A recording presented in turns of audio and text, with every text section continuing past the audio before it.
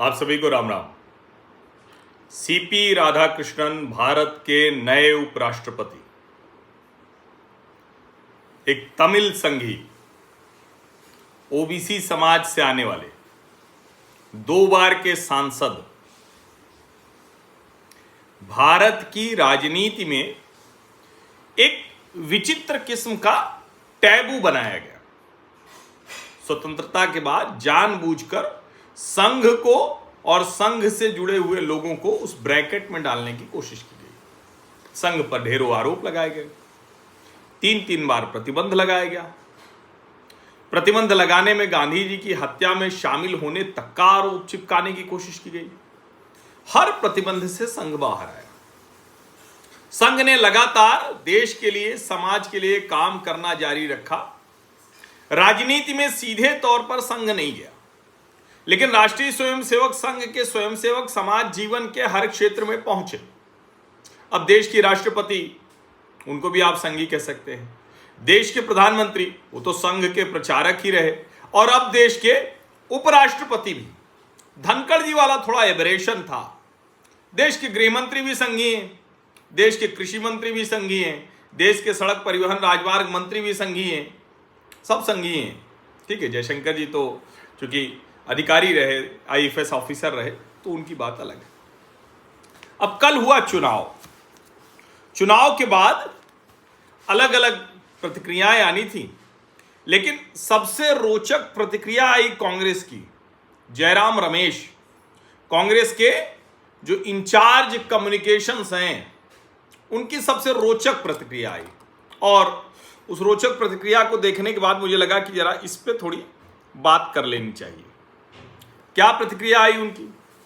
उन्होंने हिंदी और अंग्रेजी दोनों में लिखा है, नवनिर्वाचित उपराष्ट्रपति श्री सीपी राधाकृष्णन, जो राज्यसभा के सभापति भी होंगे, उन्हें शुभकामनाएं प्रेषित करते हुए भारतीय राष्ट्रीय कांग्रेस, भारत के प्रथम उपराष्ट्रपति और राज्यसभा के प्रथम सभापति डॉक्टर सर्वपल्ली राधाकृष्णन के प्रेरक शब्दों को स्मरण करती है।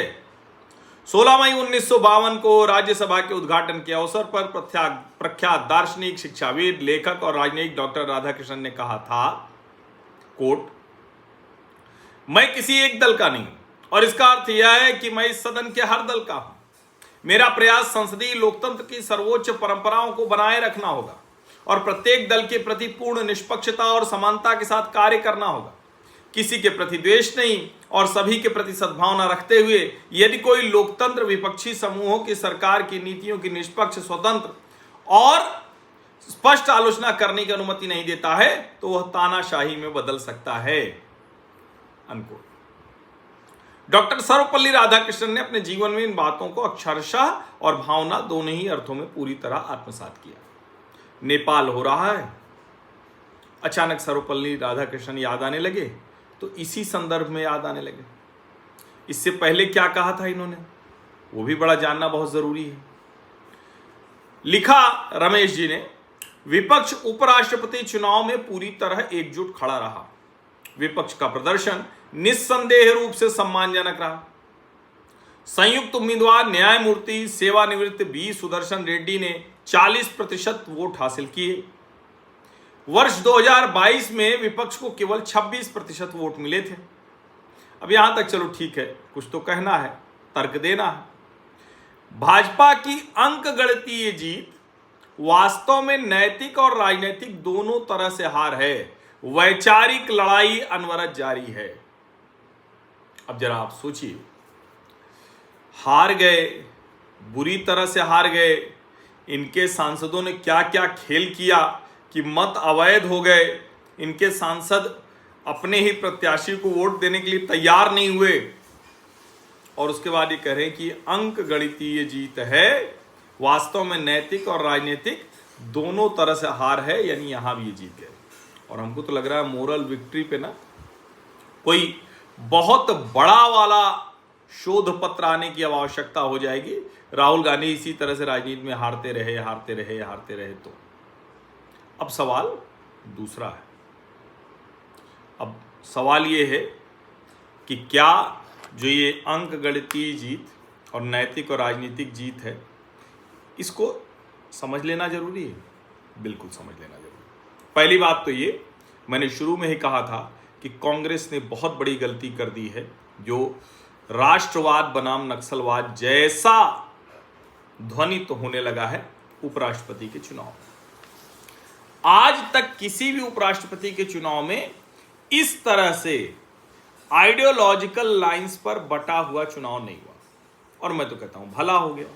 भला क्यों हो गया? क्योंकि ये नहीं होता तो अनुमान नहीं लगता। वैसे तो इस देश ने नक्सलवादी आतंकवाद, नक्सलवादी सोच के लोग, अर्बन नक्सल, उन सब को खारिज कर दिया है, राजनीतिक तौर पर भी, सामाजिक तौर पर भी। लेकिन अभी भी बहुत से लोग हैं जो कोशिश करते रहते हैं, और ऐसा तो है नहीं, विचारधारा तो किसी न किसी के मन में रहती है, चलती तो रहती ही। ये अलग बात है कि कम्युनिस्ट आइडियोलॉजी किसी देश का क्या करती है, वो नेपाल में हमें साफ साफ दिख रहा है। अब ये जो अंक गणितीय जीत है और नैतिक और राजनीतिक हार है, इसको जरा समझ लेते हैं। सबसे पहले तो ये कि बहुत से लोगों को ये बुरा लगा होगा जब अमित शाह ने नक्सल समर्थक बताया उनको, क्योंकि अब वो चुनाव में अब कोई जज नहीं है ना, पूर्व न्यायाधीश हो गए ना भाई। यहां तो वर्तमान न्यायाधीश पे भी जाने क्या क्या लग जाता है। Chief justice of India Chandrachud साहब थे, गणपति बप्पा की आरती कर रहे थे, साथ में प्रधानमंत्री खड़े थे। इतने से ही इस देश के सो कॉल्ड लिबरल्स, जो असल माने में फ्रॉड है, उनकी क्या कहते हैं, एकदम से शरीर आत्मा सब जल भून कर राख हो गई। आप कह रहे सोच सकते हैं, कहेंगे कि आत्मा कैसे जलेगी? तो वही आत्मा उनके होती नहीं, कम्युनिस्टों की आत्मा नहीं होती है, लिबरल्स की आत्मा नहीं होती। आत्मा हो तो भारत भूमि के प्रति सम्मान हो, आत्मा हो तो देश भी हो, लेकिन ऐसा है नहीं। अब जरा आ जाते हैं उस पर जो जानना जरूरी है कि ये जो समीकरण है क्या 752 वैध मत पड़े, वैसे तो 767 पड़े, 767, 752 वैध मत पड़े। उसमें 452 सीपी राधाकृष्णन जी को और 300 वो मिले किसको? बी सुदर्शन रेड्डी को। अब वैसे तो बी सुदर्शन रेड्डी 325 की उम्मीद कर रहे थे, फिर कहा नहीं 315 हमारे हैं। अब कह रहे हैं कि पूरे तो मिल गए, 15 इनवैलिड हो गए, तो हम क्या करें? आपको याद होगा लोग कह रहे थे कि नर्वस है क्या बीजेपी, और कुछ चिरकुट यूट्यूबर्स ने तो, और एक तो ऐसा व्यक्ति है ना जो मतलब दिन रात झूठ बोलता रहता है, वो पता नहीं कैसे अखबारों में नौकरी उसकी रही, पता नहीं कैसे वो जो है, अब वो घूम घूम कर कभी एक्स पर लिखता है, कभी यूट्यूब पर लिखता है। वैसे ये जमात बड़ी लंबी है। अब है क्या कि ये लोग अपने जीवन के उत्तरार्ध वाले हैं, तो झूठ बोलते हैं, बेईमानी करते हैं, 4 पैसे आ जाते हैं। कभी कोई कहता है कि गडकरी जी पलट गए, कभी कोई कहता है फोन एनडीए सांसदों के नॉट रिचेबल हो गए, कभी कोई कहता है कि हो गया खेल अब तो। और जो बुद्धिजीवी माने जाते हैं, प्रोफेसर कहे जाते हैं, वो भी ऐसी बातें करते हैं। कुछ लोग तो 9 तारीख को उपराष्ट्रपति के साथ साथ प्रधानमंत्री भी बदलवा रहे थे, और राहुल गांधी से वो बड़ी उम्मीद से थे। उनकी सारी उम्मीदों का एकदम से क्या कहें, एकदम से अबॉर्ट हो गई उनकी उम्मीदें। अब क्यों हो गई? क्योंकि सुदर्शन रेड्डी जी ने जब संघ विरोधी बयान दिया उसी दिन तय हो गया। क्योंकि कनिमोझी ने जिस दिन सीपी राधाकृष्णन जी को हिंदुत्व वाला तमिलियन बता दिया था उसी दिन हो गई। क्योंकि अमित शाह ने जिस दिन कह दिया था कि सुदर्शन जी उस न्यायपीठ का हिस्सा थे जिसने सलमा जुडुम पर रोक लगाई, जिसकी वजह से नक्सलियों के खिलाफ लड़ाई पीछे चली गई। तो कुल मिलाकर जिसको हम कहते हैं ना कि अलग अलग तरीके से ये बहुत साफ साफ दिख रहा था। अब मैं आपको जरा वो समीकरण बता देता हूं जो जानना बहुत जरूरी है। जो चुनाव के पहले माना जा रहा था, तो ओवरऑल क्या कहा जा रहा था कि 427 सांसद हैं जो एनडीए के साथ, 11 वाईसीआर सीपी के एक तरह से उसको बोनस के तौर पर कहा जा रहा था। और कमाल ये कि देखिए चंद्रबाबू नायडू भी साथ, जगनमोहन रेड्डी भी साथ। अपोजिशन को 354 सांसदों का समर्थन मिलने की बात कही, ये रिपोर्टिंग थी। 781 में से 767 ने वोट किया, 781 में से लोकसभा राज्यसभा के दोनों 767 ने वोट किया। 15 वोट अवैध हो गए, 752 आ गया। अब मेजॉरिटी मार्क हो गया 377। अब कांग्रेस इसके बाद कह रही कि हम तो जीत गए भाई, कमाल हो गया। अब जरा इसी को थोड़ा सा समझ लेते हैं, यही जो वोट है ना, इसी को समझ लेते हैं। 452 सीपी राधाकृष्णन जी को मिले, 300 सुदर्शन रेड्डी जी को मिला। अब जरा इसको देखिए कौन कौन कहां कहां गया। देखिए 781 हैं, 14 पोलिंग से एब्सटेन कर गए। कौन कौन लोग थे वो 14?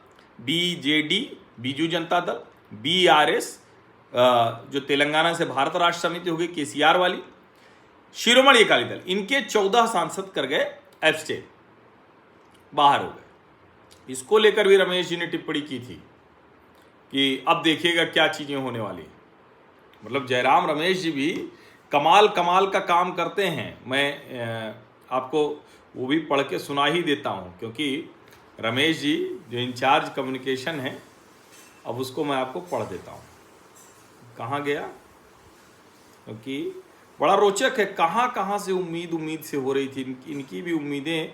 हाँ, 2 parties who have stood with the BJP staunchly over the past decade in parliament have decided to abstain in the vice presidential election tomorrow. The shape of things to come? Question mark. क्या भाई, 8 तारीख को इन्होंने किया 8:16 पे रात में। जरा सा तो सोचना समझना चाहिए था भाई, कहीं तो जाकर सोचना समझना चाहिए था। लेकिन ना, कुछ भी बोलना है, कैसे भी बोलना है। एक तरफ वो ये कह रहे थे और दूसरी तरफ इन्हीं की जो आईटी सेल वाली मैडम हैं, जिनको अलग अलग तरीके से पहचाना जाता है देश में, उन्होंने क्या किया? जयराम रमेश को कॉन्ट्रडिक्ट करने के लिए क्या कह रही हैं सुप्रिया श्रीनेत? उपराष्ट्रपति चुनाव में बीआरएस और बीजेडी हिस्सा नहीं लेगी। अगर इनको बीजेपी की बी टीम कह दो तो बुरा मान जाते हैं। इससे ज़्यादा क्या प्रमाण चाहिए? एक तेलुगु कैंडिडेट के लिए वोट तक नहीं कर रही बीआरएस, और बीआरएस की ऐसी क्या मजबूरी है? और नवीन बाबू, इतनी शर्मनाक हार के बाद भी आप तो साथ देना छोड़ ही नहीं रहे। ये 9 तारीख को सुबह किया, तो क्या जयराम रमेश और सुप्रिया में भी कुछ मारामारी है क्या? ये भी बड़ा सवाल है। लेकिन बीआरएस, बीजेडी और शिरोमणि अकाली दल, इनके 14 सांसदों ने वोट नहीं किया। एनडीए की स्ट्रेंथ थी 427, 11 सांसद वाईएसआर कांग्रेस जगन मोहन रेड्डी के, उन्होंने सपोर्ट किया, तो एनडीए की स्ट्रेंथ हो गई 438। अब जब राधाकृष्णन जी को वोट मिले तो 14 वोट और ज्यादा मिल गए। अब जाहिर है बिना क्रॉस वोट के तो वो मिल नहीं सकते। उनके वोट जो पहले 354 कहे जा रहे थे, 354 में से घटते घटते 315 आ गए। जो ये लोग कह रहे हैं कि हमको सब मिल गया, 315 में सिर्फ 15 वोट इनवैलिड हो गए। इसका क्या मतलब हुआ? इसका मतलब हुआ कि राहुल कांग्रेस किसी भी लड़ाई को, किसी भी चुनावी लड़ाई को गंभीरता से नहीं ले पाती है, नंबर 1। नंबर 2 ये, जब राहुल खुद छुट्टियों पर चले जाते हैं ऐसे गंभीर चुनाव के वक्त, तो भला कौन इतना गंभीर हो सकता है?